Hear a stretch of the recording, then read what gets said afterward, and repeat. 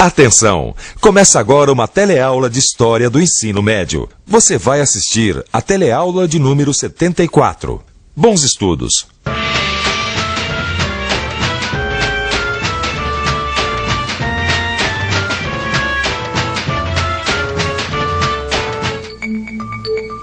Ao longo da história, homens e mulheres lutaram para conquistar liberdade e democracia. Afinal, o exercício da cidadania depende de um governo que represente os desejos da população. No Brasil, a democracia é uma conquista recente. Mas o que é preciso para se construir um país democrático? Na teleaula de hoje, você vai conhecer melhor o caminho que o Brasil percorreu para chegar à democracia. Vai entender o que foi o movimento das diretas já. E vai saber o que são as ações afirmativas.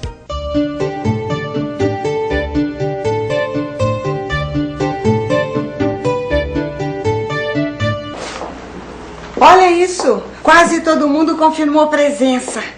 Ai, eu tô super animada com essa reunião dos moradores da nossa rua. E bem aqui na nossa casa. Tá quase na hora, tia. Licença que eu preciso terminar de arrumar. Agora vem cá, o que vai acontecer nessa reunião? Vamos tratar de assuntos de interesse de todos. Coleta de lixo, segurança e a instalação de uma telesala. Vamos também votar para saber quem vai ser o novo representante da nossa rua. Nossa, nessa rua todo mundo participa mesmo, né? O nome disso é democracia. No Brasil, a década de 80 foi um momento decisivo para a consolidação da democracia. Mas ninguém saiu votando para presidente logo de cara, não. Você já votou para presidente da República? Já. Sim, já votei. Hoje em dia, todo cidadão brasileiro pode votar para presidente, mas esse direito não existiu sempre no Brasil. Foi uma conquista de muita luta. Na campanha, que foi chamada de Diretas Já, multidões exigiam o direito de escolher diretamente o sucessor do presidente Figueiredo. Tia, você ainda tem sua camiseta das diretas já? Claro, foi uma campanha histórica, um movimento pacífico.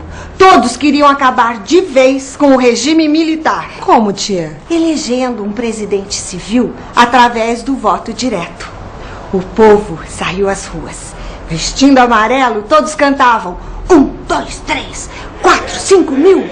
Queremos eleger o presidente do Brasil. 1, 2, 3, 4, 5 mil. Queremos eleger o presidente do Brasil. Mas mesmo com a pressão popular, a emenda que estabelecia a realização de eleições diretas para presidente não foi aprovada no Congresso Nacional. O governo militar tinha muitos aliados e o Congresso ficou dividido. Mesmo sem as diretas, a oposição aproveitou para lançar um candidato com chances reais no colégio eleitoral. Tancredo Neves era governador de Minas Gerais, um político com muita habilidade e perfil moderado. Um acordo político foi costurado com a ala mais conservadora, anteriormente ligada ao governo militar. O senador José Sarney foi indicado a vice na chapa de Tancredo. E a vitória de Tancredo Neves colocou um ponto final na sucessão de governos militares. Depois de 20 anos, um civil chegava ao poder, dando início ao que o próprio Tancredo Neves chamou de Nova República. Mas aconteceu uma coisa que ninguém esperava, Luísa. Tancredo Neves ficou doente e morreu antes de assumir a presidência. Nossa, que triste, tia. Bota tristeza nisso. Olha, a morte de Tancredo Neves foi um choque para um povo que lutou e esperou tanto pela democracia. Mas e aí, o que aconteceu? O vice-presidente José Sarney tomou posse. E o governo dele, como foi? A inflação foi um dos maiores desafios econômicos no governo do presidente Sarney.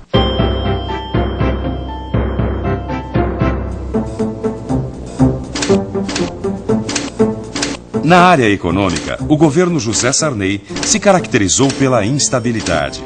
No início do seu mandato, a inflação chegou a 224%. A diminuição do poder de compra era cada vez maior. No início dessa frágil democracia, traumatizada pela morte de Tancredo, ainda vigorava a legislação autoritária do período militar. O país precisava de uma nova Constituição. Você sabe o que é uma Constituição? Para que serve? A Constituição define as normas de um país, define todas as condutas que um cidadão pode ou não ter. Constituição é algo que serve para mostrar que há uma democracia, que todos têm o direito de poder participar, votar. Constituição são as leis que regem o país. É uma lei maior para legislar as outras leis. Uma Constituição trata de todas as regras que orientam a vida em sociedade, seja no setor econômico, político, educacional ou social. Em 1985, foi eleita uma Assembleia Constituinte. A missão dela era elaborar uma nova Constituição brasileira. É isso aí. Educadores, estudantes, empresários, sindicalistas, fazendeiros, líderes religiosos e vários setores da população brasileira se dirigiram ao Congresso Nacional.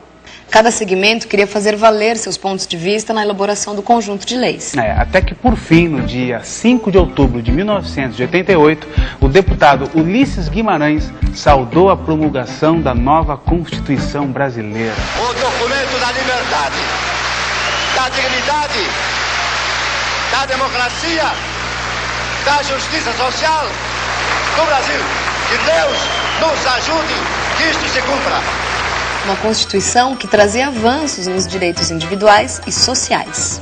Depois de um período marcado por práticas autoritárias, esse novo conjunto de leis apontava princípios para a defesa de liberdade e dos direitos individuais. O racismo, por exemplo, passou a ser crime. Um crime que nunca prescreve e é inafiançável. E tem mais, a nova Constituição também ampliou os direitos políticos de todos os cidadãos. Analfabetos e jovens, a partir dos 16 anos, também conquistaram o direito ao voto. Tia, quando é que finalmente o povo brasileiro começou a votar para presidente? Em 1989. Surgiram diversos partidos e candidatos. Foi um momento importante para a afirmação do Estado Democrático no Brasil. No final da primeira campanha eleitoral com voto direto e livre do povo, a vitória nas urnas foi de Fernando Collor de Mello. Mas pelo que eu sei, esse governo não acabou bem. Nas promessas de campanha, o novo presidente prometeu modernizar o país e ajudar os mais pobres. Mas de cara, tomou medidas muito impopulares. Em 1989, logo após a sua posse, ele saiu com um plano muito controvertido posteriormente, que foi o congelamento da poupança e dos depósitos em conta corrente para debelar uma inflação que à época se aproximava de 100% ao mês. Os resultados foram precários porque antes de sair ele teve que fazer o plano Collor 2 porque a inflação tinha voltado.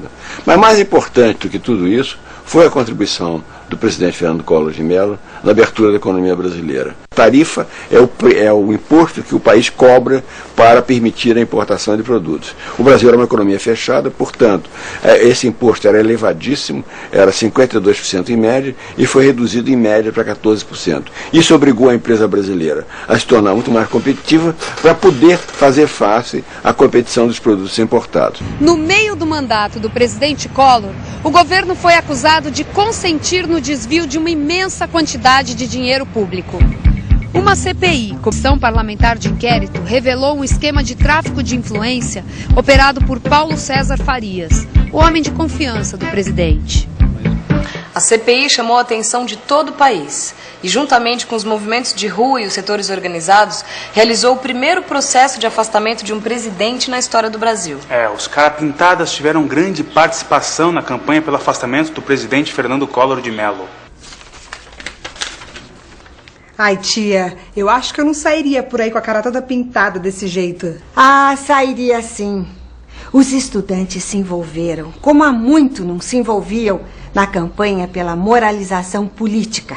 Pintaram os rostos de verde e amarelo e participaram das manifestações. E deu resultado, tia? Ora, se deu! No segundo semestre de 1992, o presidente Collor sofreu um impeachment, ou seja, foi impedido de permanecer no cargo. As instituições democráticas já estavam em pleno funcionamento. E aí, tia, o que aconteceu? Seguiu-se a Constituição. Assumiu o governo o vice-presidente, Itamar Franco. Puxa, um vice de novo? O agora presidente Itamar Franco conduziu o país até as eleições diretas de 1994. No governo dele, a inflação foi controlada através do Plano Real. A moeda brasileira foi equiparada ao dólar. Houve aumento da taxa de juros e privatização de empresas estatais. tudo sob o comando do ministro da Fazenda, Fernando Henrique Cardoso, que na eleição seguinte seria eleito presidente. A dificuldade para aprovar projetos fez com que o governo de Fernando Henrique Cardoso fizesse acordos com políticos conservadores do Congresso. Por causa desses acordos, várias emendas constitucionais foram aprovadas, entre elas a emenda da reeleição.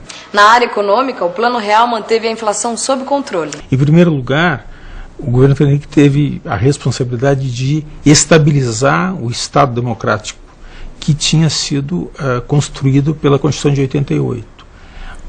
A democracia no Brasil só se consolidou quando o Estado conseguiu estabilizar as suas bases materiais e dar estabilidade à moeda. A outra inovação foi refazer a relação entre o Estado e a economia.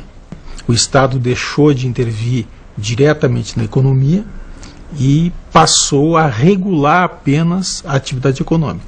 Em 2002, na sua quarta tentativa, Luiz Inácio Lula da Silva foi eleito presidente do Brasil. O governo Lula manteve as bases econômicas dos governos anteriores, mas foi além. Aprimorou a política econômica e criou uma agenda de políticas sociais integradas e sustentáveis. Também expandiu as fronteiras na política externa e nas relações comerciais. Então, acho que é um conjunto de aspectos políticos, culturais e sociais que dão a natureza democrática do governo Lula. Pela primeira vez, diminuiu o grau de desigualdade no Brasil. Pela primeira vez, a maioria da população não está nas classes mais pobres, chamada classe D e E, mas está na classe C. Processo de redistribuição de renda a partir do conjunto de políticas sociais. Só isso já daria um caráter social, democratização social, que nenhum outro governo anterior teve no Brasil. Em segundo lugar, as políticas culturais. A própria população mais pobre, mas que tem sua própria identidade, tem conseguido expressar culturalmente suas identidades, suas produções culturais e trocar entre si. Em terceiro lugar, a política internacional. Privilegiar as relações com o sul do mundo, que somos a maioria do mundo. Com isso, o Brasil tem conseguido incentivar os processos de integração regional, o desenvolvimento do Mercosul, a organização do Banco do Sul, a organização do gasoduto continental, em que o gás vai ser um gás para a América do Sul, e a aliança com os países emergentes mais importantes do mundo hoje. China, Índia, África do Sul e assim por diante. Puxa, tia, como a Constituição de 1988 mudou a cara do Brasil, né? Ah, mudou mesmo. O país se redemocratizou. E ao exercer a democracia, muitos cidadãos brasileiros começaram a colher o fruto de suas lutas. Que tipo de lutas? Contra o preconceito, por exemplo. Construir a igualdade em sociedades compostas por muitos grupos diferenciados é um desafio para todas as nações democráticas. A partir das lutas dos negros norte-americanos, foi desenvolvida a teoria das ações afirmativas. São ações que buscam o reconhecimento da existência de discriminações históricas. As ações reconhecem a discriminação e formulam leis destinadas a promover a igualdade e o respeito à diversidade. Com a adoção de ações afirmativas, o Brasil começou a produzir bons resultados contra as discriminações. Os índios estão deixando de ser vistos como seres exóticos e começam a conquistar sua cidadania. O mesmo aconteceu com centenas de populações negras que vivem em comunidades remanescentes de quilombos. Desde a promulgação da Constituição, elas vêm conquistando o direito de uso das terras que tradicionalmente sempre ocuparam. Algumas universidades públicas decidiram adotar o sistema de cotas para o ingresso de pessoas que, de outra forma, não teriam acesso à formação superior. Leis trabalhistas foram criadas para proteger a maternidade. Apesar de ainda termos muito trabalho pela frente, é importante notar que muita coisa mudou mesmo desde a promulgação da Constituição de 1988. E para reforçar quanta coisa rolou no Brasil nesses últimos anos, é hora de você ficar de olho na revisão. E atenção, se liga aí que é hora da revisão. Na teleaula de hoje, você viu que a campanha Diretas Já teve um papel muito importante na redemocratização do Brasil. Acompanhou como foram os governos brasileiros eleitos depois da Constituição de 1988.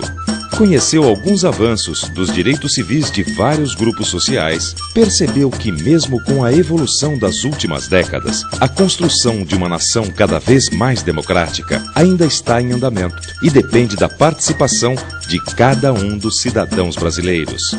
A década de 90 foi de aprendizado, de sonho e de lutas. Com muitas dificuldades, caminhamos rumo a um Brasil melhor. A sociedade democrática de hoje é o fruto da cooperação existente numa sociedade organizada. Uma organização que depende da ação de todos nós. Então, podemos começar a nossa reunião?